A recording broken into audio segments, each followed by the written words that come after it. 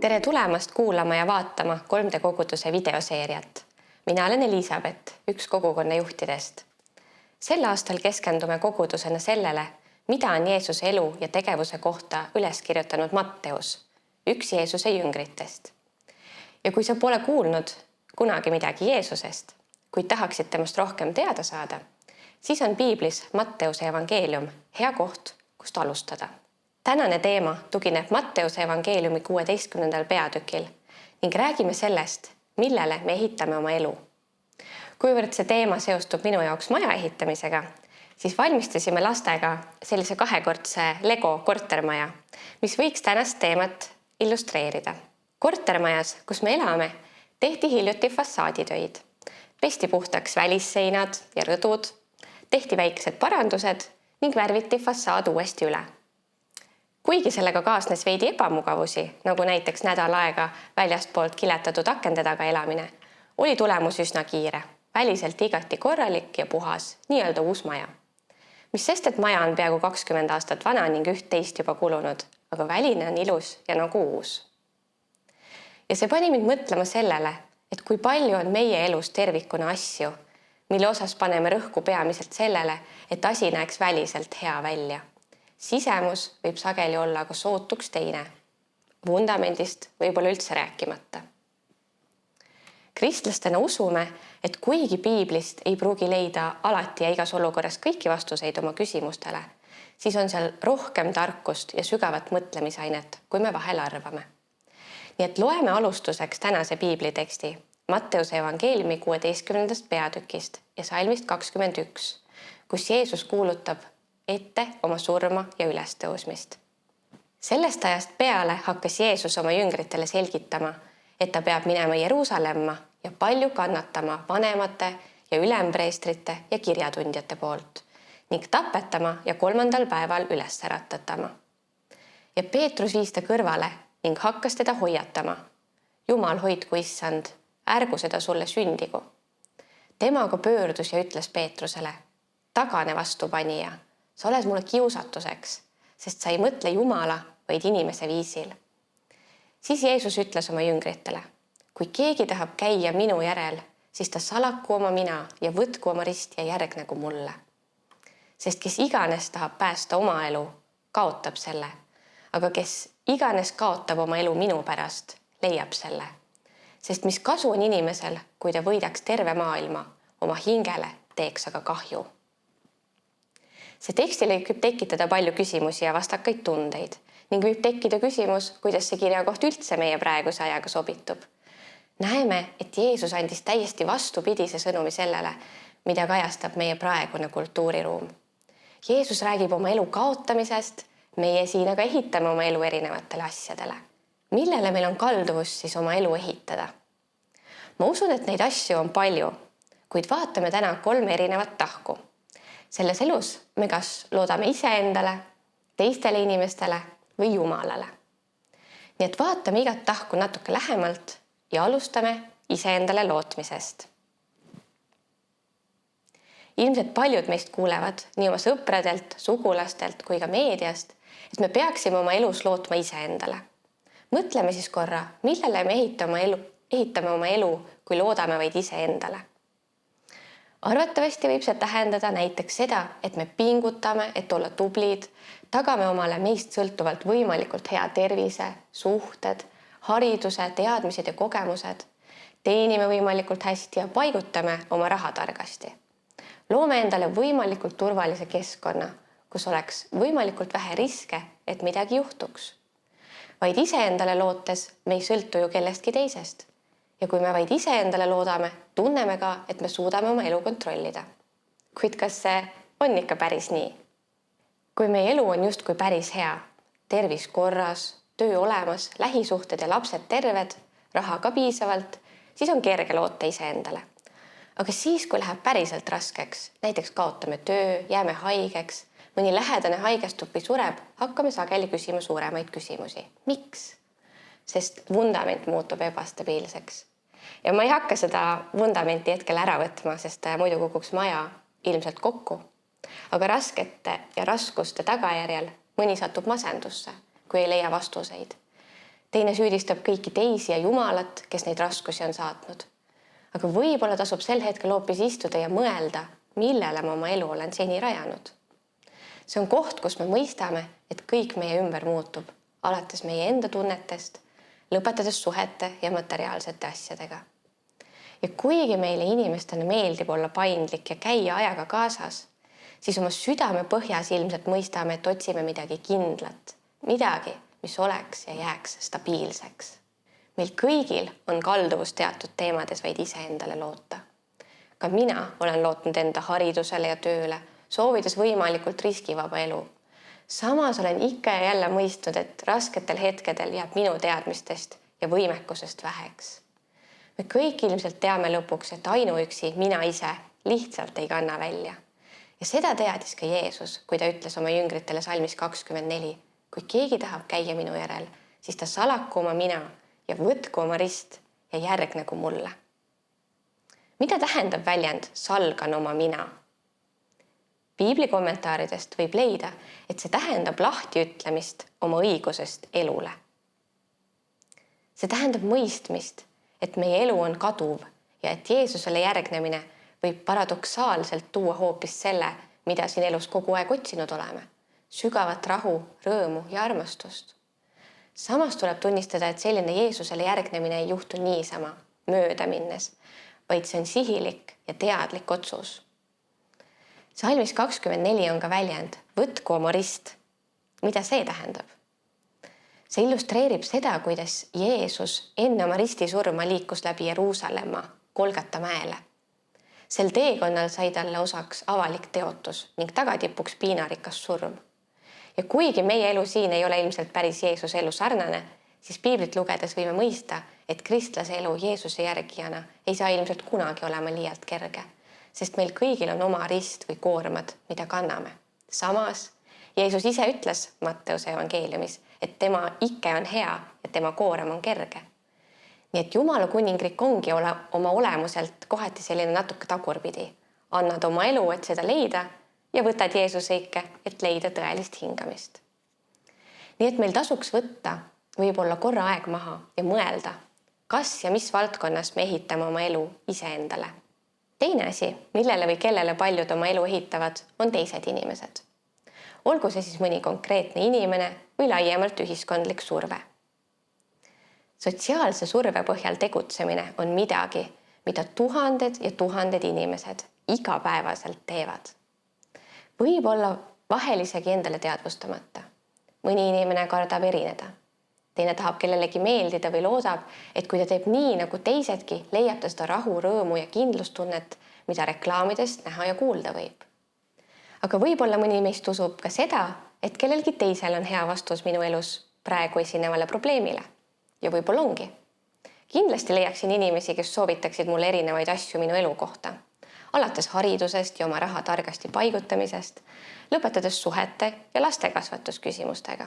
Olles ise ema, siis näen sageli emade frustratsiooni, kes üritavad oma lastele ikka uusi ja nutikamaid lahendusi osta või pingutavad kohati arusaamatult palju selleks, et oma lastele nii-öelda parimat saada.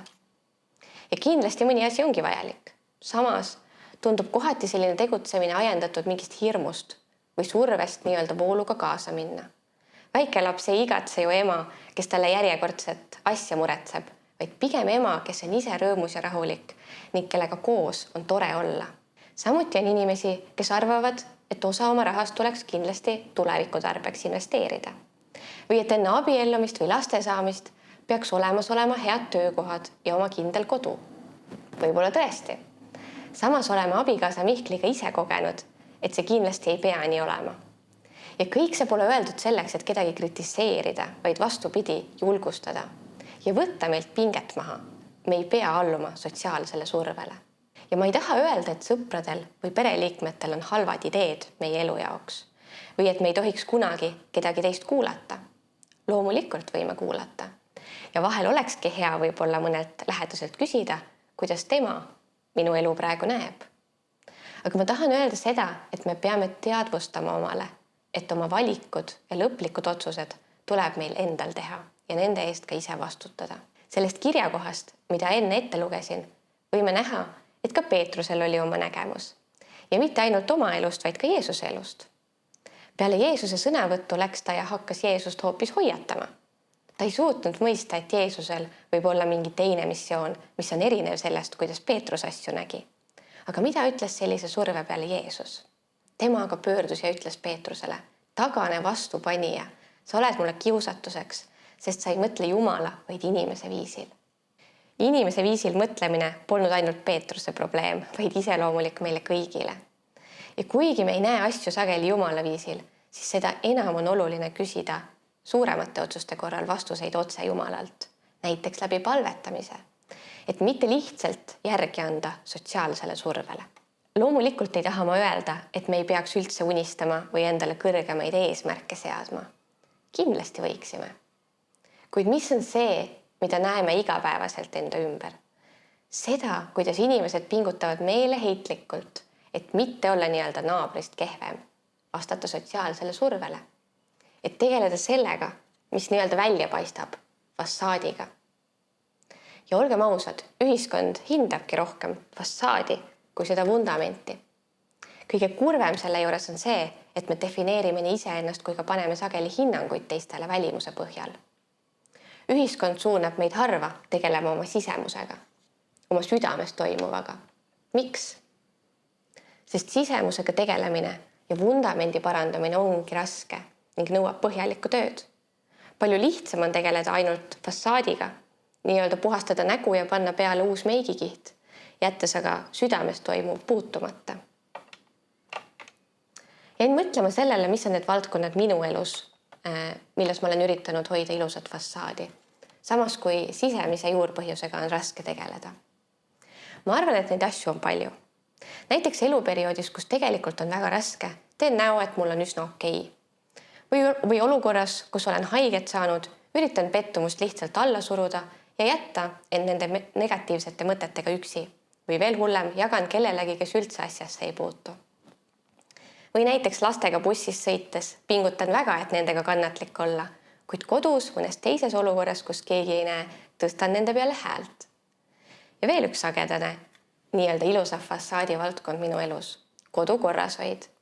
Kuidas küll külaliste tulekuks kodu laste kõrvalt ära koristada vähemalt sellisele tasemele, mida teised lastega emad küll suudavad?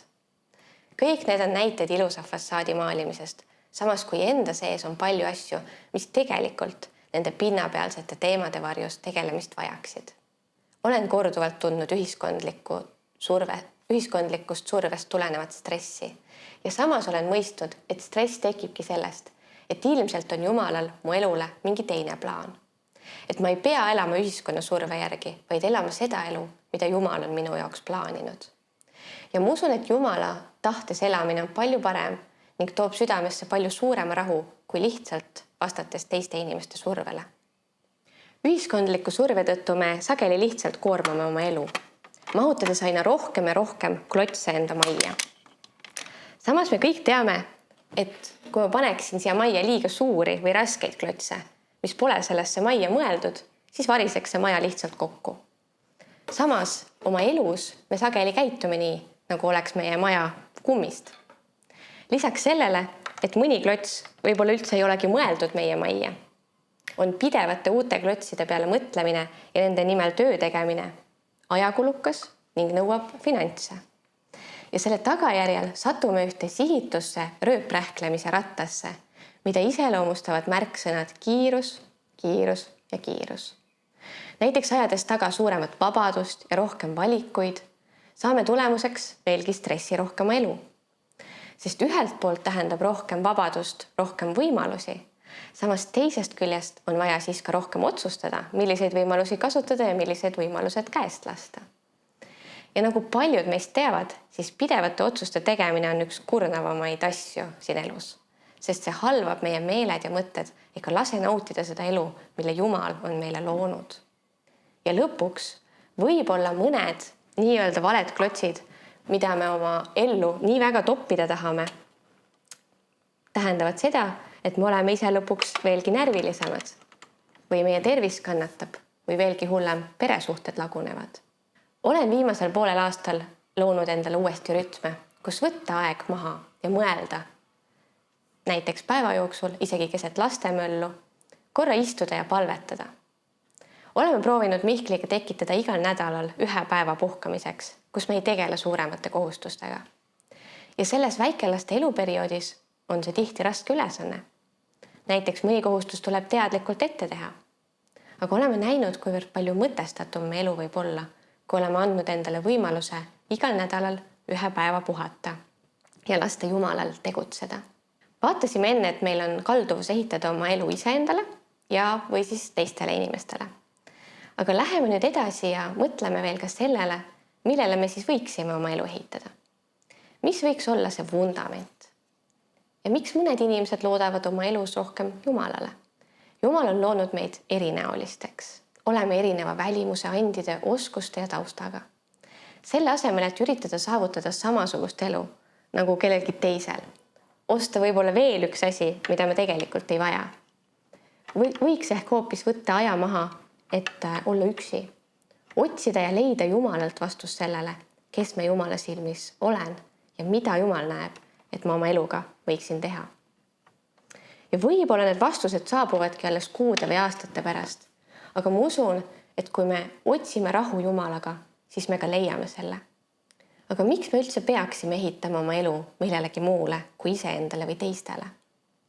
Jeesus ütles salmis 25. Sest kes iganes tahab päästa oma elu, kaotab selle. Aga kes iganes kaotab oma elu minu pärast, leiab selle. Mulle tundub Jeesuse öeldut lugedes, et kas mitte just äraandmises ja lihtsas elus või nagu Jeesus sõnastas, oma elu kaotamises peitub vabastav jõud. Ennast andvas elus ongi midagi üleinimlikku, mida hakkame mõistma alles hiljem. Just nagu lapsed mõistavad alles hiljem oma vanemate armastusega toodud ohvreid laste heaolu nimel. Jumalal on aga suurem pilt ja seepärast rõhutabki Jeesus, et tuleb püüelda Jumalale, mitte inimesele omase võtta maailma poole. Ja just seepärast me võiksimegi Jeesuse sõnade kohaselt elada. Sest just siis, kui ma loobun oma täiendavast mugavusest, märkan kõiki neid õnnistusi, mida ei saa endale raha eest osta. Hommikupäikese kiiri, mererannas lainete loksumist jalgadel, linnulaulu ja oravat, kes oksalt oksale hüppab. Märkan rahu. Ja võib-olla siis, kui kõik inimesed niimoodi elaksid, oleks meie ühiskonnas ka vähem ärevust, depressiooni ja stressi. Olen viimasel ajal palvetanud, et oskaks rohkem märgata selliseid hetki ja õppida lastelt, sest nemad näevad sageli kõike seda, mida meie täiskasvanutena oma kiirustamist täis maailmas ei märka. Raamatu emotsionaalselt terve vaimsus autor Peter Scazzero on öelnud, et lihtsuses peitub võlu, elu lihtsuses. Ma ise pean ennast sageli jälgima, et mitte langeda ülemäärase tegutsemise lõksu. Mõni aeg tagasi, kui istusime Mihkliga autos ummikus, selles üles kaevatud Tallinna liikluses, tajusin, et ilmselt nii mõneski mõttes oleks lihtsam elada kusagil maal, eemal kõigest sellest ärevast ja stressirohkest linnaelust. Ja ilmselt nii ongi, kuigi eks ka seal ole omad väljakutsed. Seega alati pole vaja põgeneda kõigest sellest, kus parasjagu oleme ja elame. Vahel on vaja lihtsalt minna omaette üksildasse paika, puhata pisut ja luua taas kontakt oma loojaga, Jumalaga. Nagu Jeesus ütles Markuse evangeeliumis, tulge omaette üksildasse paika ja puhake pisut. Nii nagu Peetrusel oli raske mõista Jeesuse missiooni, on ka meil raske mõista vahel Jumala tegutsemist meie eludes. Viimastel aastatel muud ei kuulegi, kui vaid haigustest meie ümber ja meie sees. Ja sageli võtame haiguseid justkui nuhtlust. Aga olen ka mõelnud, et võib-olla on mõni haigus meile saadetud just selleks, et meil oleks võimalus peatuda ja mõelda, millele ehitame oma elu.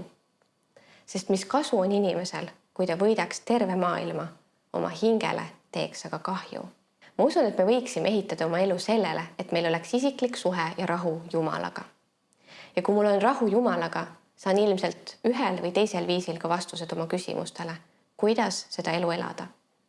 Ja vahel on lihtsalt hea meenutada, et Jumal on inimesi nii palju armastanud, et ta saatis oma poja Jeesuse, kes tuli maa peale, teenis ja armastas inimesi ning lõpuks võttis oma risti, suri meie kõigi pattude eest, et meil võiks olla igavene elu koos Jumalaga. Ja kui me päriselt mõistame ja elame selle kohaselt, siis ma usun, et meie sees võib olla sügavam rahu. Rahu Jumalaga, iseendaga ja teistega meie ümber. Miika raamatu 6. peatükk 8. salm ütleb: tema ehk Jumal on andnud sulle teada, inimene, mis on hea. Ja mida nõuab Issand sinult muud, kui et sa teeksid, mis on õige, armastaksid headust ja käiksid alandlikult koos oma Jumalaga. Nüüd aga on sul võimalik mõelda, millele ehitad sina oma elu. Kui sul on võimalik, liitu ka mõne meie 3D kogukonnaga ja loodetavasti näeme juba järgmisel nädalavahetusel 3D koguduse aasta oodatuimal üritusel Võimaluste festivalil.